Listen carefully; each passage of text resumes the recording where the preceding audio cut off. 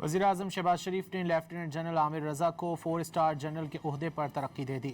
General عامر رضا کو commander national strategic command بھی مقرر کر دیا گیا۔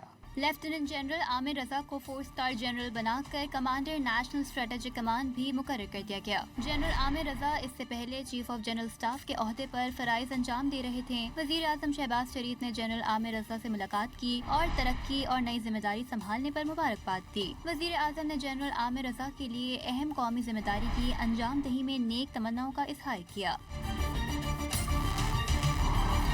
کمانڈر نیشنل اسٹریٹجک کمانڈ تینوں مسلح افواج میں پھیلے ہوئے مربوط اسٹریٹجک آپریشنز کی نگرانی کرے گا۔ یہ فوجی کمانڈ کو مزید مرکزی اور سول کنٹرول سے آزاد بناتی ہے۔ یہ عہدہ 27ویں آئینی ترمیم کے تحت تشکیل دیا گیا، جس نے فوج کے کمان کے نظام میں اہم تبدیلیاں کی۔ نیشنل اسٹریٹجک کمانڈ کا کمانڈر پاکستان کے ایٹمی اور اسٹریٹجک اثاثوں کی نگرانی کرتا ہے۔ وزیر اعظم کمانڈر نیشنل اسٹریٹجک کمانڈ کی تعیناتی چیف آف ڈیفنس فورسز تو آرمی چیف کی سفارش پر کرتے ہیں۔